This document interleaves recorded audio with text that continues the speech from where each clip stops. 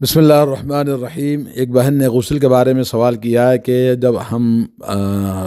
ناپاک سے پاک ہوتی ہیں تو کس طرح سے غسل کرنا چاہیے۔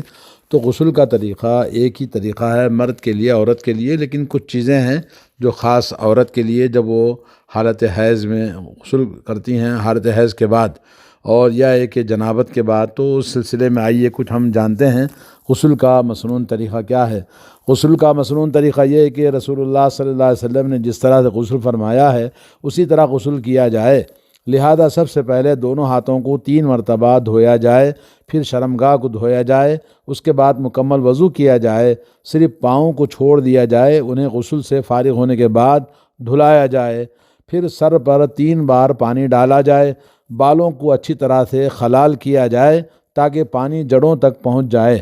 اس کے بعد دائیں جانب سے شروع کرتے ہوئے پورے بدن پر پانی ڈالا جائے۔ غسل کے اندر بغل، کانوں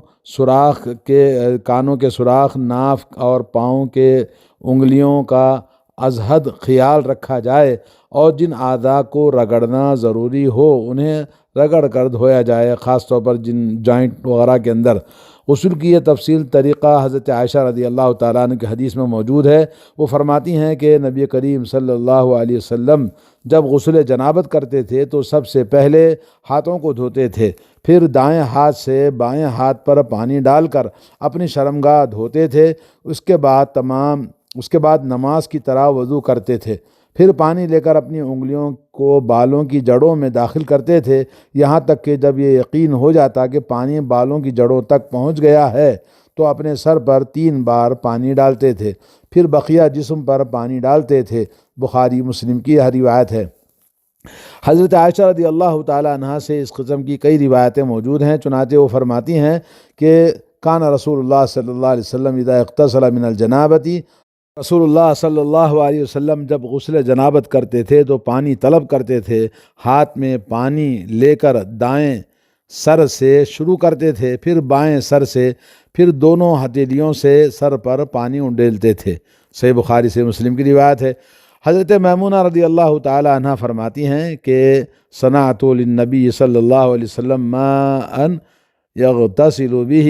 میں نے نبی کریم صلی اللہ علیہ وسلم کے لیے غسل کا پانی رکھا، آپ نے اپنے ہاتھوں پر پانی ڈال کر 2 یا 3 بار دھویا، پھر دائیں ہاتھ سے بائیں ہاتھ پر پانی ڈال کر شرمگاہ کو دھویا، اپنے ہاتھ کو زمین پر رگڑا، کلی کی ناک میں پانی ڈالا، پھر چہرہ اور ہاتھ دھوئے، 3 بار سر کو دھلا، پھر اپنے بدن پر پانی ڈالا، پھر اپنی جگہ سے ہٹ کر پاؤں دھوئے۔ حضرت میمونہ کہتی ہیں کہ میں آپ کے پاس ایک کپڑا لے کر آئی تو آپ نے اس کی ضرورت محسوس نہیں کی اور اپنے ہاتھوں سے پانی جھاڑنے لگے۔ یہ کتب سنن کے اندر حدیث موجود ہے۔ تو یہ تھا عام غسل کا طریقہ جو آپ نے سنا۔ ویسے اور بھی تفصیل آپ کو عورت کے غسل کے طریقے کے بارے میں، عورت بالکل مرد کی طرح غسل کرے گی۔ اگر بال کی جڑوں تک پانی پہنچ جاتا ہے تو اس کے لیے ضروری نہیں کہ وہ چوٹیاں کھولے۔ چنانچہ حضرت ام سلمہ رضی اللہ تعالیٰ عنہ کہتی ہیں کہ ایک عورت نے رسول اللہ صلی اللہ علیہ وسلم سے کہا کہ میں چوٹیاں باندھا کرتی ہوں تو کیا یہ ضروری ہے کہ غسل جنابت کے وقت انہیں کھول لوں؟ تو آپ صلی اللہ علیہ وسلم نے فرمایا انما یکفیکی ان تحثی علیہ 3 حثیات من ماء، تمہارے لیے کافی ہے کہ تم 3 بار سر پر پانی ڈال لو، پھر بقیہ بدن پر پانی ڈالو۔ اگر ایسا اچھی طرح سے کر لیا تو پاکی حاصل ہو جائے گی۔ یہ روایت صحیح مسلم اور مسند احمد اور ترمذی کے اندر موجود ہے۔ عبید بن عمیر رضی اللہ عنہ کہتے ہیں کہ جب عائشہ رضی اللہ تعالیٰ عنہ کو یہ معلوم ہوا کہ عبداللہ بن عمر رضی اللہ تعالیٰ عنہما عورتوں کو یہ حکم دیتے ہیں کہ غسل کے وقت وہ سروں کو کھول لیا کریں، تو انہوں نے کہا ابن عمر پر تعجب ہے، یا عجبا لابن عمر یامر النساء اذا اغتسلنا بنقض رؤوسہن، کہ وہ عورتوں کو غسل کے وقت سر کھولنے کا حکم دیتے ہیں۔ تعجب ہے، یہ حکم کیوں نہیں دیتے کہ وہ سروں کو مونڈ لیں؟ میں رسول اللہ صلی اللہ علیہ وسلم کے ساتھ ایک ہی برتن سے غسل کرتی تھی، میں سر پر 3 بار پانی ڈالنے سے زیادہ کچھ نہیں کرتی تھی، یعنی پانی جڑوں تک پہنچ جائے، چوٹی کھولنے کی ضرورت نہیں۔ یہ حدیث صحیح مسلم مسند احمد کے اندر موجود ہے۔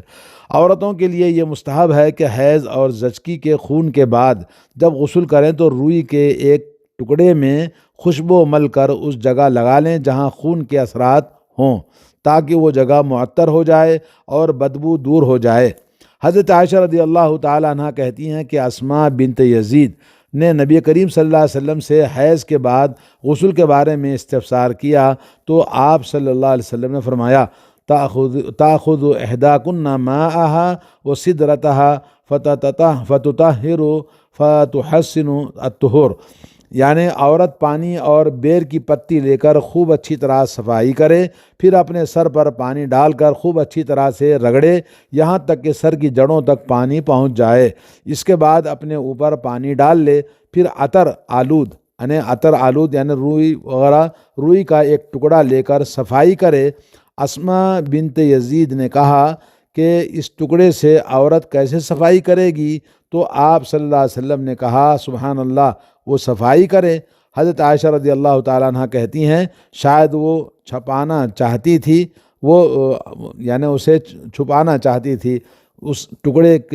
ٹکڑے کو خون کے مقام پر لگائے، یعنی جہاں سے خون نکلتا ہے وہاں لگائے تو اس کی بدبو وغیرہ ختم ہو جائے گی۔ اسماء نے غسل جنابت کے بارے میں دریافت کیا تو رسول اللہ صلی اللہ علیہ وسلم نے فرمایا پانی لے کر اچھی طرح صفائی کرو، پھر اپنے سر پر پانی ڈال کر اتنا رگڑو کہ جڑوں تک پانی پہنچ جائے، پھر اپنے اوپر پانی ڈال لو۔ حضرت عائشہ کہتی ہیں کہ انصار کی عورتیں کتنی اچھی ہیں، شرم و حیا ان کو دین کے سمجھنے سے نہیں روکتی تھی۔ یہ حدیث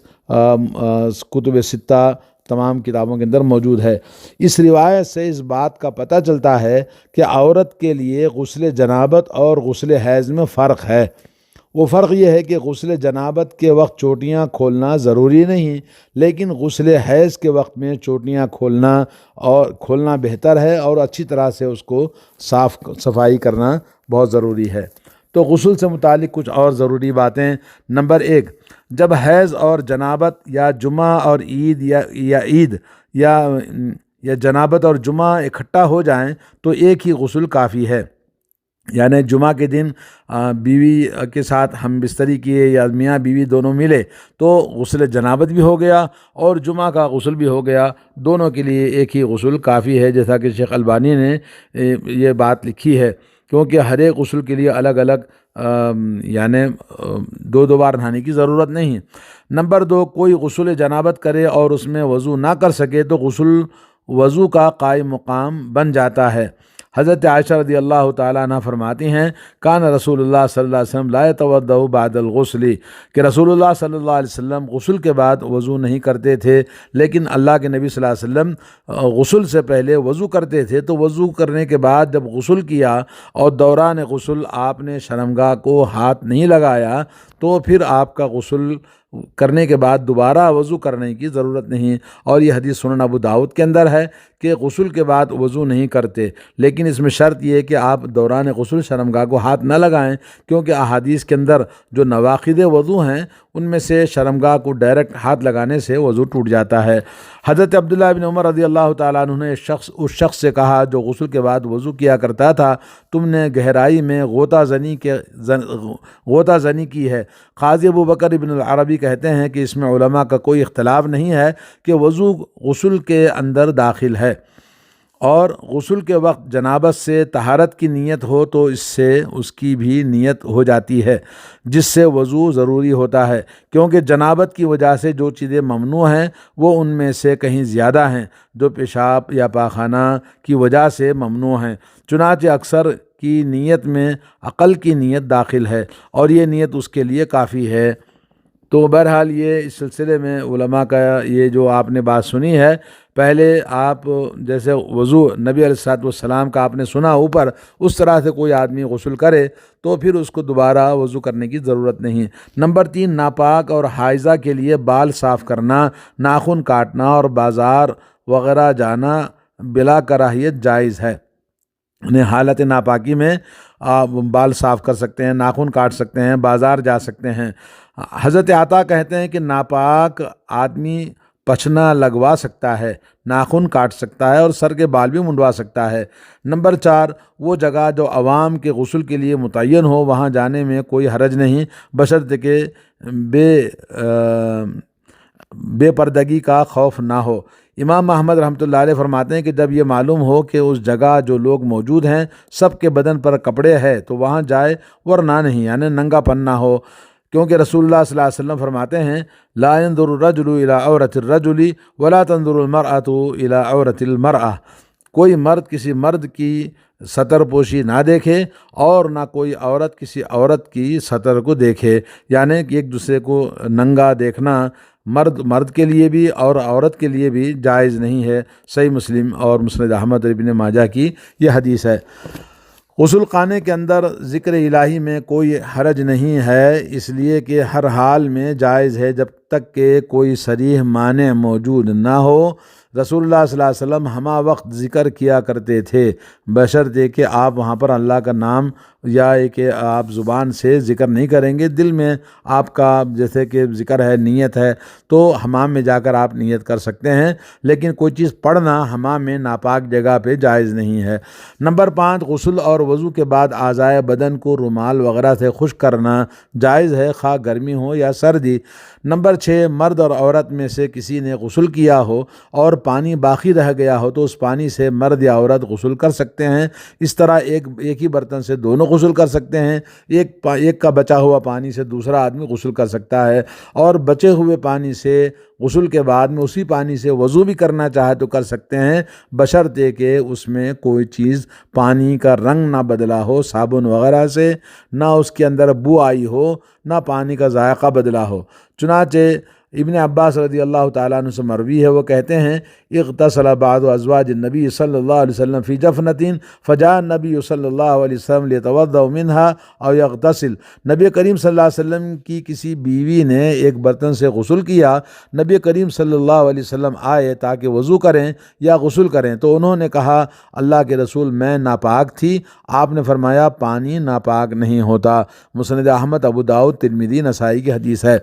حضرت عائشہ رضی اللہ تعالیٰ عنہ رسول اللہ صلی اللہ علیہ وسلم کے ساتھ ایک ہی برتن سے غسل کرتی تھیں، کبھی آپ جلدی لینے کی کوشش کرتے اور کبھی وہ،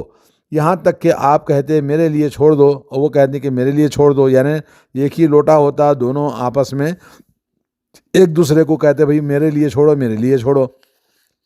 نمبر 7، لوگوں کے سامنے برہنہ غسل کرنا جائز نہیں، کیونکہ سطر کا کھولنا حرام ہے۔ ہاں اگر کپڑا وغیرہ لپیٹ کر غسل کیا جائے تو کوئی حرج نہیں۔ رسول اللہ صلی اللہ علیہ وسلم کو حضرت فاطمہ رضی اللہ تعالیٰ عنہ کپڑے سے چھپائے رہتی تھیں، یعنی پردہ کرتی تھیں والد صاحب کے غسل کے لیے، اور آپ غسل فرماتے تھے۔ البتہ لوگوں کی نگاہوں سے دور کوئی برہنہ غسل کرے تو کوئی حرج نہیں، جیسے ندی یا کوئی دریا وغیرہ کے اندر یا سمندر کے اندر کوئی غسل کرتا ہے برہنہ ہے تو کوئی حرج نہیں جب وہاں کوئی دیکھنے والا نہ ہو۔ حضرت موسیٰ علیہ السلام نے برہنہ غسل کیا تھا، جیسا کہ روایتوں میں آتا ہے۔ اسی طرح بخاری میں مروی ہے کہ حضرت ابو ہریرہ رضی اللہ تعالیٰ عنہ سے روایت ہے کہ نبی کریم صلی اللہ علیہ وسلم نے فرمایا بینما ایوب علیہ السلام یغتسل عریانا فخر علیہ جراد من ذہب، کہتے ہیں کہ جس وقت ایوب علیہ السلام